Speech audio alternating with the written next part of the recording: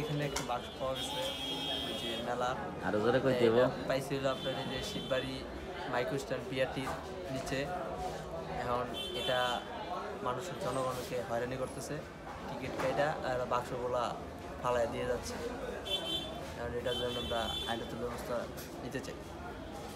বাক্সটা পাওয়া গেছে, ওনারা বাক্স টিকিট কাইটা ওনারা ফালায় দিয়ে যায়। মানে প্রথমে যে লোকজন টাকা দিয়া এই টিকিট কিনে ওই কিনা ওখানে বাক্সের মধ্যে ফালায়, বাক্সের মধ্যে ফালায়, ওরা আবার বাক্সটা নিয়ে লটারি করার কথা, এই লটারি কথা কইয়া আর বাক্স নিয়ে ফালায় দেয়, ফালায় দিছে। আর ওখানে টাকা মাইরা খাওয়া দেওয়ার দাম। এরপরে এটা পাওয়া গেল ওই যে বিআরটি এর গাজীপুরের শিববাড়ি মন্দিরের পাশেই উদ্ধার হইল। এরপরে প্রশাসনটা জানানো হইলো, পুলিশ আইলো, সাংবাদিক আইলো, র্যাব আইলো, স্থানীয় নেতারা আইলো, আইয়া পরে এটা কি করলো, এটা নিয়ে গেল, ওনারা নিয়ে এটার ব্যবস্থা নিচ্ছে। তো এটা নেওয়া, এটা ঘটনা সোমবার দিন সন্ধ্যার পরে।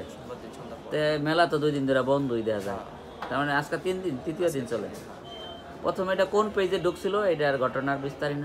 এটা পেজ হলো আপনার লালনের পেজ, লালন ভক্তদের পেজে ঢুকছিল। পেজ ওনাদেরকে আমি ফোন দিয়েছিলাম, ওনারা ফোন ধরে নেই, যখন আমি পেজে ভিডিওটা ছাড়ছি পরে ওনারা আসছে, পরে এই জিনিসটা ভাইরাল হয়েছে। যাই হোক, এটার প্রথম ইতিহাসটা আমরা অনেকেই জানি না। এটা গোড়াপত্তনটা উদ্ধার করণে তোমার অনেক ধন্যবাদ। আবারও দেখা হবে, আমরা পরে বিস্তারিত আরও আলোচনা করবো না কেমনি কী হইল না হইল। ঠিক আছে, ধন্যবাদ।